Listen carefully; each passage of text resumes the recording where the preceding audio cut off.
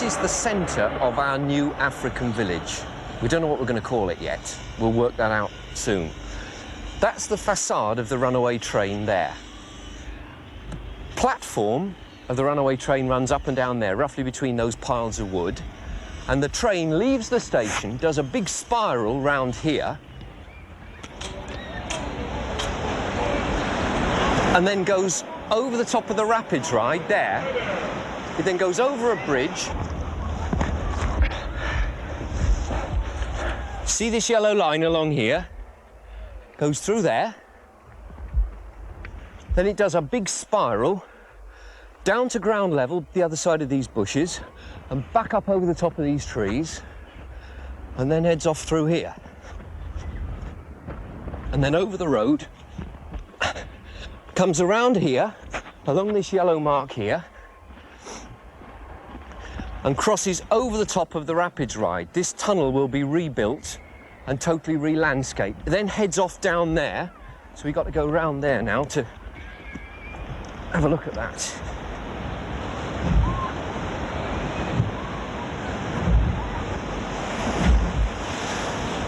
Lost it. Oh yeah, down here and into the tunnel. And we come up out of that hole, around here,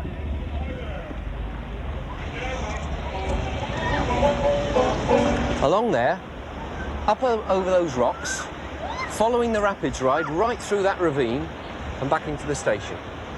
And that's it. Everybody off on the right-hand side, please. Coming riders, take your seats quickly. One seat in, pull the bar down. Once upon a time, a theme park was a themed attraction. In other words, there was a specific theme or a group of themes where visitors could be taken on some kind of adventure on that theme. It could be the Wild West, it could be outer space or whatever. And that's really what Disneyland was all about.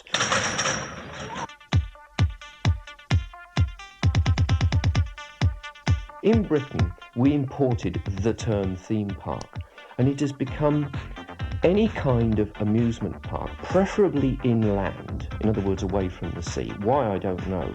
With a clean-cut image where you pay one price for your admission and then everything is free. And that is what is generally accepted as a theme park.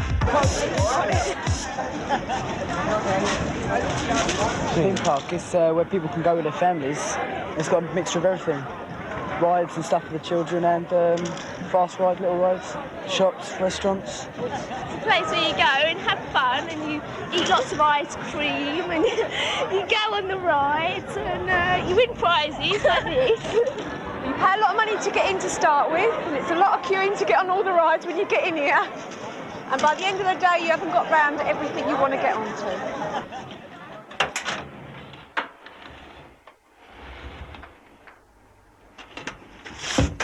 My basic objective is to give people fun. And there are lots of people that knock that, and there is absolutely nothing wrong with a bit of good, simple fun. And those people that set out to build the highest, the longest, the fastest, or whatever, end up probably with a very dull ride. And of course, next year, someone comes along and tops them. What I set out to do is building the ultimate in terms of fun, in terms of the best.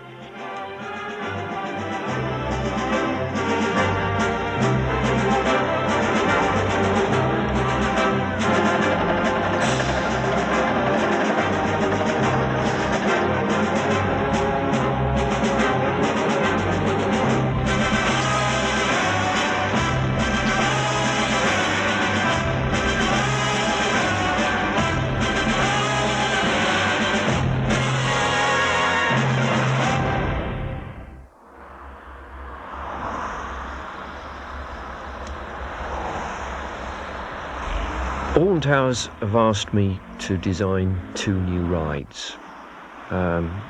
They've done a lot of market research, and it's been decided that a haunted house and a runaway train are what they want. And I've got about £6.5 million to play with.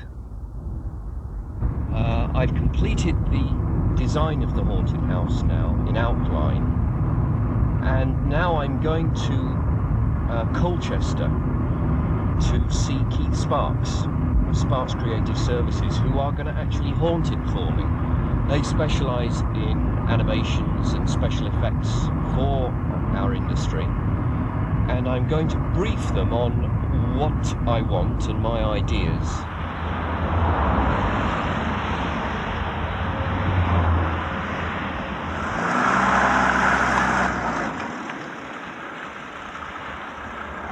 Yeah, I think if we heard a lot of water in it, Yes. it'd give a huge wet noise. Yeah. That you can't possibly create artificially. Yes, we want to really pile in the elements. You could have grotesque fountains and stuff. Yes, yeah. We can have Green fountains. nasty, slimy things coming up out of the swamp. You know, the whole bit. We should use water, though, I think. Yes, Real water. I think real water. It's a As success. sinister as the graveyard is, but without it being a graveyard. That's right. Not a graveyard. Not a graveyard. What's our opening date for this, John? Well, we want to get the thing open for the beginning of the 92 season. Yeah. So that's just before Easter of 92. That's 15 months from now. Yes. Mm. I know we're talking about shot gags and the multiplicity of shot gags and the timing of the shot gags. Yes. Mm. Your gag about the head. What I fear most is that something that I design is not going to entertain people in the way that I have planned. So on that very first ride on the opening day, the visitors come off that ride with deadpan expressions on their faces. And I thought that I was in touch with what was going to amuse and entertain them. And in fact, I've been wrong. Put that one in. The other shock one that I thought would be nice, that could build up as a shock. You're coming into an alleyway, going away like that, and you've arranged down the side a corridor, like a concealed box, long box. In that box are huge claw hands, and they're about 4 or 5 foot. Huge hands, like that. Right. And they're on swing arms. Right. And as you hit that point, the first hand goes up like that. And the second one, they seem to be closing over. And as you're coming down, so the hands are grabbing So it. they form a complete archway. A tunnel of hands, and they all go. Amusement parks have always existed, permanent amusement parks, and they have the facility to provide unique, special forms of entertainment that don't have to be portable, which is why the attractions you tend to get at good theme parks are not traditional fairground rides. Hand comes up, there's a scream. Yeah.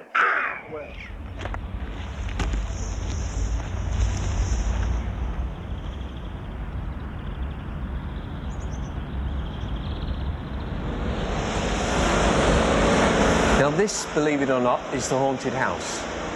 This huge steel building, which looks a bit like a Tesco's half completed, won't ever be seen by the visitors. All they see is this facade on the outside. The whole of the building is then hidden. In 9 months' time, this will be the interior of the haunted house. 1,800 people per hour will be pouring through this building. Doesn't look really particularly spooky at the moment. Basically, the cars that the people will be travelling around in are 6-seater cars that come through here at 10-second intervals. Every 10 seconds a car goes by, which means that all the ghosts and the apparitions have to do their thing and reset ready for the next car 10 seconds later, which puts quite a lot of demand on the mechanisms themselves. But we got it all well planned, and I'm sure it'll work in the end.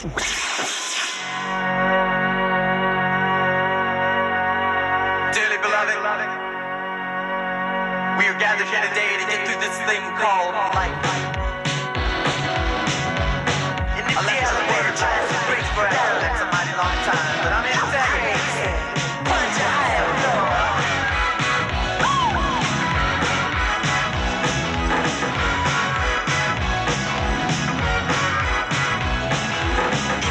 Gonna let me get a bit of break from us.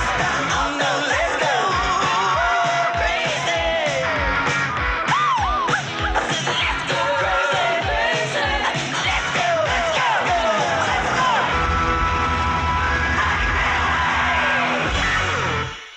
go. Alton Towers is perceived as Britain's finest theme park. It is not heavily themed.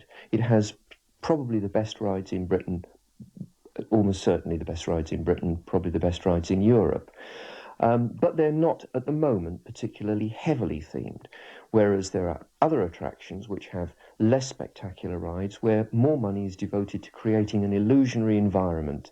Well, what we found is that an awful lot of people in the early days were very prepared to kind of buy into the whole idea of what Alton Towers was about. You know, this place that you could come and there were lots of different things to do. However, what we have found as well is that there are a certain number of people who have it fixed in their minds that Alton Towers is a big fun fair in the wood and full of roller coasters, and if you like, for the teenage market.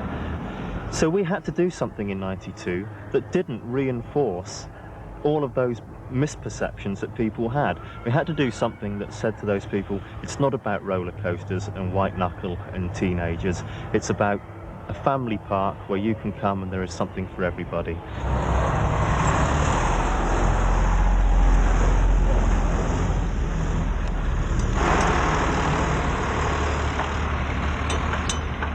It's now Friday the 13th of December and everything is spot on schedule, believe it or not. Sure, things are going to go wrong, but the weather has been very kind to us. It's just cold and frosty and it's enabled us to be able to lay foundations, put all the tracking around here. This will look like the bridge over the River Kwai on a rather smaller scale, but it will be a wooden trestle bridge over the Rapids ride. The Katanga Canyon Rapids ride goes through here and the runaway train goes over the top. The Rapids ride goes into the tunnel here and the runaway train comes out of the same tunnel. Interaction between the two rides, you see.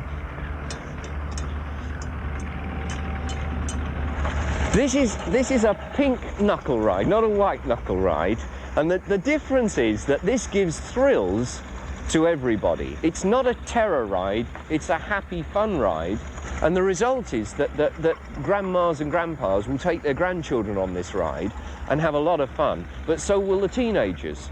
So this type of ride is unique in as much as it entertains a very wide spectrum of visitors. Damien, are you going anywhere or can I see you? Stay there. Well, I can't sit down at a drawing board and just sort of formally come up with ideas. It just happens in the car, in the bath. When I'm least expecting these things, my mind just wanders and I think, oh, that would be fun, yeah, how can we do this? And what would amuse me? What would entertain me? The thing is, the control panel for the Haunted House transit system is now in there. Yes. And I think presentation ought now be involved in there's no one there. Clive Stevens is off. Oh.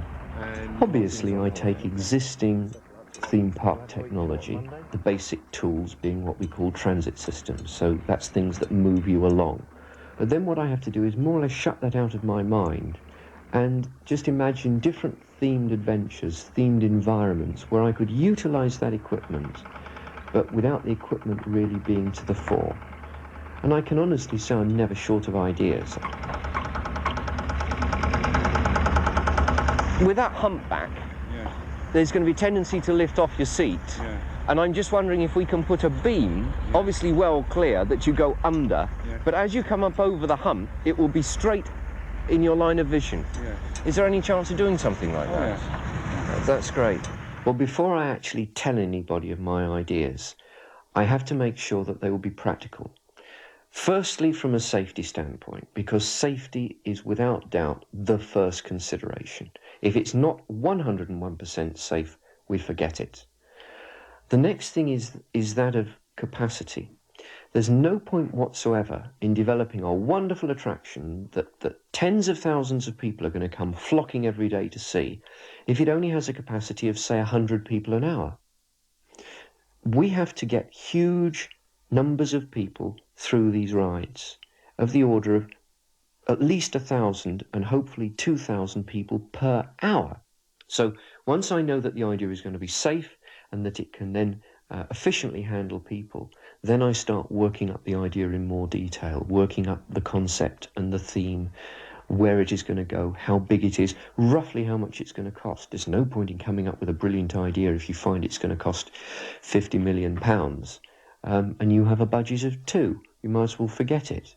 Then I go to the board and I say, gentlemen, I've got an idea. this is it. And I will show them sketches, I'll show them models, I'll give them a very rough indication of cost. And they will turn around and say, you're crazy, but we'll do it. When we start thinking about additional effects, Keith, yes, I'd rather for the time being we concentrate on the problem of acoustics. Right, now what I suggest that we do is to use heavy drapes of black molten twill. Great. Which we can then... Oh, in the past we've done all sorts of crackpot things. I mean, we've made exploding canaries and bagpipes that squirt porridge and man-eating desks and all sorts of daft things, really. And that's all part of our development as a company. We came from the world of puppets and magic, where the unexpected has to happen. It all has to be original, new, crackpot, really. It's a wacky sort of world. But now it's also a very serious world. This is about heavyweight engineering. This is extremely sophisticated, expensive piece of work. You see millions of pounds here. It's very, very serious business indeed. Yes. I want to talk to you about the backlighting here. Right. I want to use a very low-level backlighting up behind the fingers, and then a little bit of top to a little bit of front light. As they move, you'll get the huge Is that shadow. going to be able to... That's not going to be able to go That's through not fully there, is adjusted, it? John. So you're going to have to... Yeah, Right. that's not adjusted yet. Okay. We time it, as you know. You come through, the spider goes bang, drops. Okay. And then as it drops, the mantle of the spider also falls open. So you've got bang, crash twice. Okay? Great. Good. And it should be a good shock effect. Good. I think it's going to work well. Yes. Hope so. Then the Grim Reaper is up here, Grim isn't Reaper, he? yes, it is indeed. Facing in which direction? That way or this way? This way. This way. Yes. Right. There's less necessity to decor that section. Right. Because you're not going to look through there. No. True. Okay. Then through on here. Is that going to be vac formed up there? What's... Yeah, there's a bit more work, more decoration work to be done on there.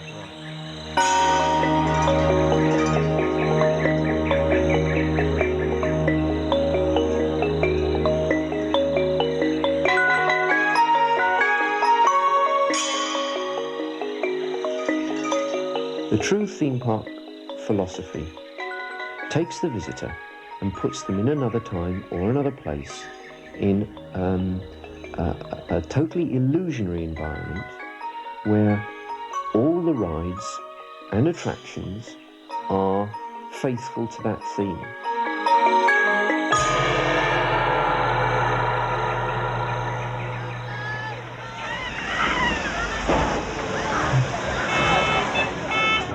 Good morning, Chessington World of Adventures. House is clear and then coming in quite smoothly. Over. Vampire's open, Dragon River's open, Bubbleworks is going to be a few minutes late. Madame Tussauds owned Chessington Zoo, and they decided that they wanted to expand and move ahead into the 21st century. And they approached me, knowing that I was involved in amusement rides and also associated with them, and said, what can we do to the old fun fair at Chessington? And I said, well, you really can't do anything much to the old fun fair at Chessington. You've really got to take a much broader look at it and consider much more innovative rides and attractions and features. And they said, okay, come up with a plan. And that kind of took me aback. I didn't think that they would say that. And I came up with a scheme, and that was more or less what was built. We wouldn't have been interested in just developing a ride park, however exciting that might have been, because there's nothing particularly unique in a ride park. And John Wardley persuaded us that heavy theming was the thing to make it unique. I must admit I was quite taken aback when they said, right, okay, we're doing it, because it involved huge capital expenditure of about £10 million. I felt that an awful lot rested on my shoulders. You know, have I got it right? Am I really in touch with what the British public want? Because you have to plan so far in advance, you have to anticipate by 3 or 4 years what people are going to want. And I thought, you know, if I've got it wrong, boy, am I in trouble. And so consequently on opening day, my old heart was really fluttering. I just didn't know whether people were going to like it. And thank goodness they did, in a big way.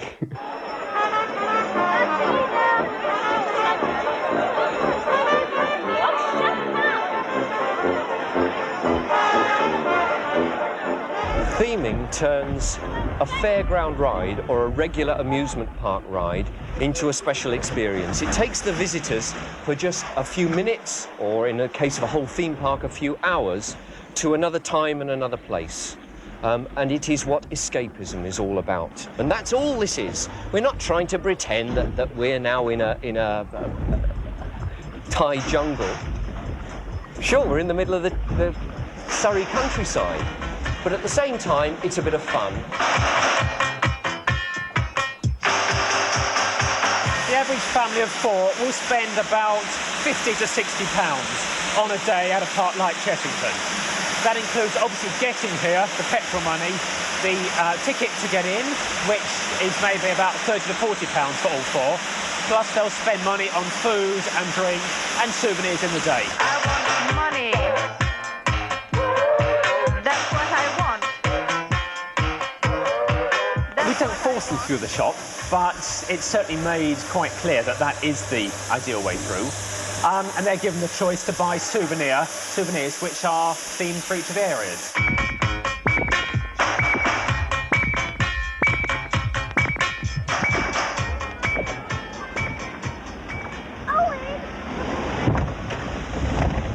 After we had completed phase 1 at Chessington, we made a problem for ourselves because we had such a success on our hands that people were turning up in vast numbers, and we needed to increase our capacity. And we felt that a roller coaster of some kind was the right thing. But there aren't very many things you can do with a roller coaster in the way of theming. You can turn it into a runaway train, you can put it in the dark and make out you're travelling through space. But there was one new piece of technology that had just come out in the States, and that was the suspended roller coaster, where the thing hangs from the track. And that gives the illusion of flight. So I thought, right, flight. How can we get a theme to do with flight? Well, birds. Well, no. Then I thought bats. Vampire bats. Dracula. Transylvania. Asking for it.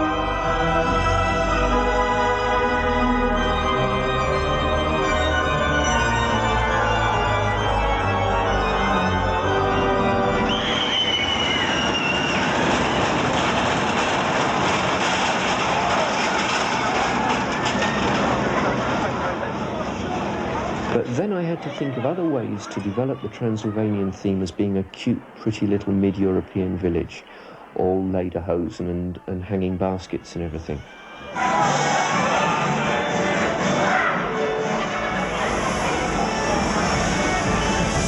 I thought every German town has its brewery, its Hofbrauhaus. So what about a wacky, crazy tour of a brewery? Then I thought, well, no, not brewing beer.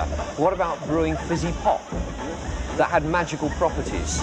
And so the Bubbleworks was born. Professor Burke's Bubbleworks is a tour through his fizzy pop factory to see how he makes his magical fizzy pop. Simple as that.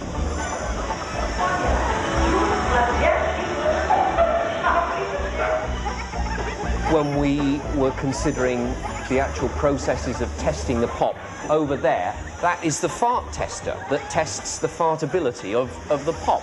Now, we actually had a board meeting to discuss whether we could use the word fart. Oh, that was a good one, Matt. And hiccups as well.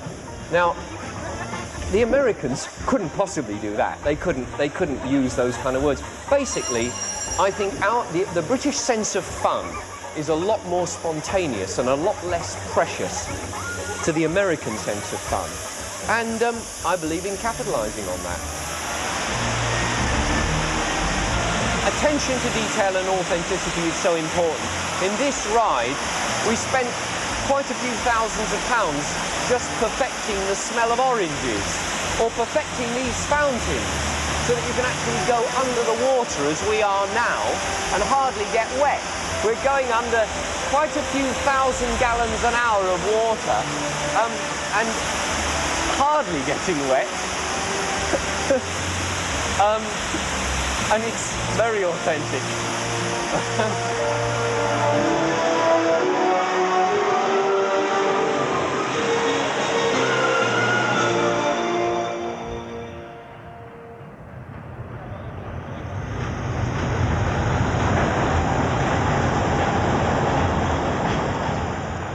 This is really the culmination of about 750 people's work on this site, and it's quite an exciting moment when the first people really get to ride this runaway train.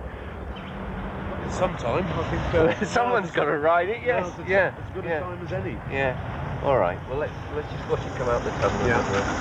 We'll give it a go. Yeah. You've watched it going through the tunnel from inside? From inside, yeah.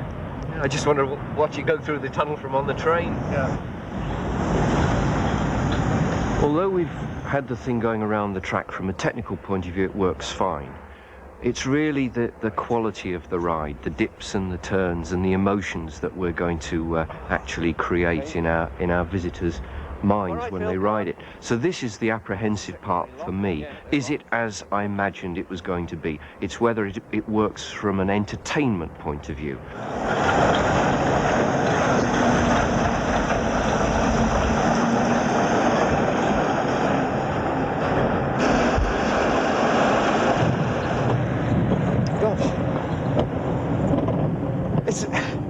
It's more intense than I imagined. This is fantastic. And this dip into the tunnel, unbelievable. Wow.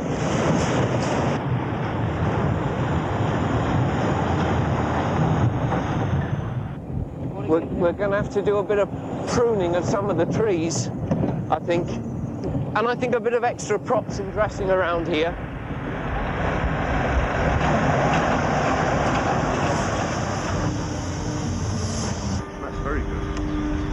Winner there. Just the job. Before our visitors come in here through the front door, they walk through a graveyard where they're hopefully entertained, but in actual fact we use this as a way of providing a pleasant area for our queue.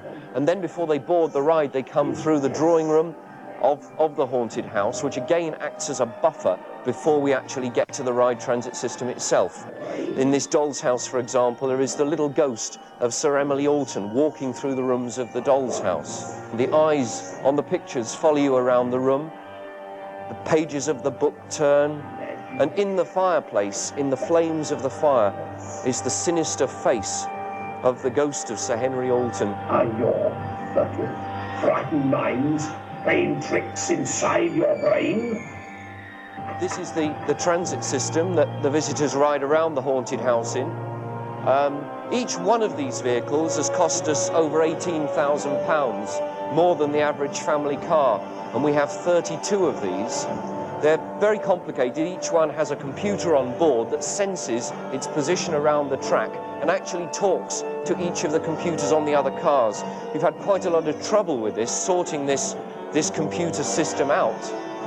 But hopefully we've got it all sorted out now and it's running smoothly. And in about an hour, our celebrities and VIPs will be coming to open it. And then I've done my job and I sit back and watch it all work.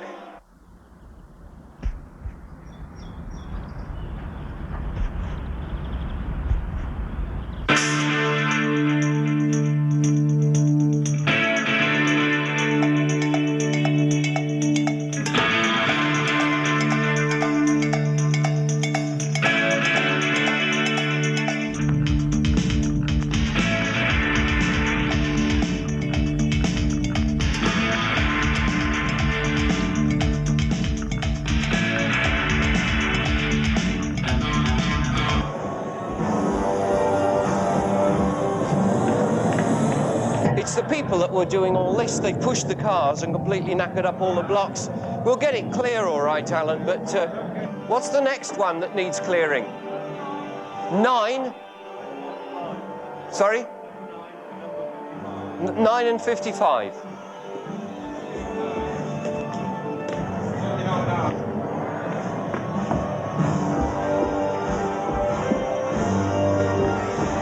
Nine and 55 are both clear.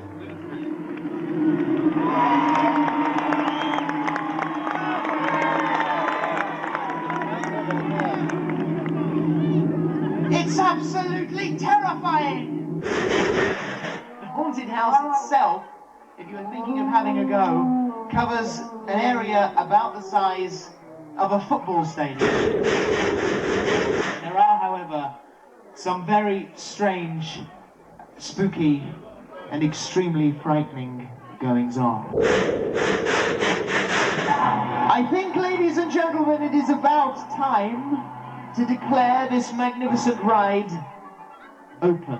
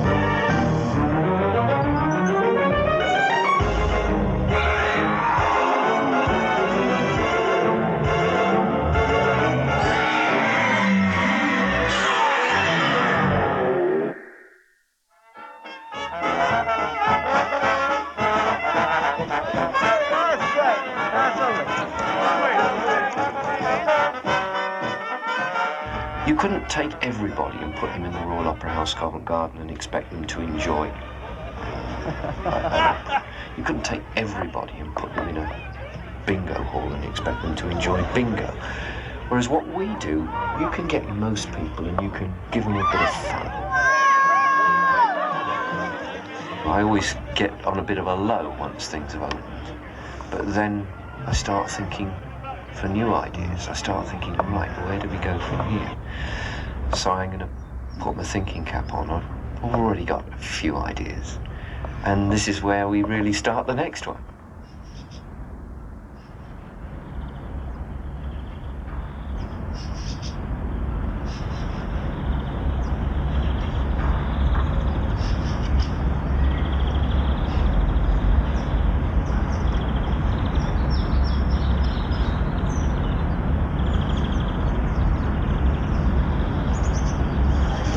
My favourite one of all was the wall, which suddenly just had faces in the wall, and that suddenly came to life, and that was very exciting. You have bits flying above you and walls coming in on you, and I don't know, it's just a bit spooky.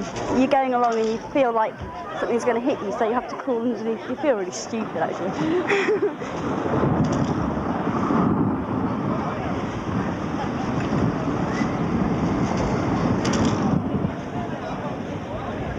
Fantastic, ready to go open your eyes with the hailstones coming at you. Well, it's fast, it's exhilarating, it's wet. Oh, brilliant. Go try it yourself.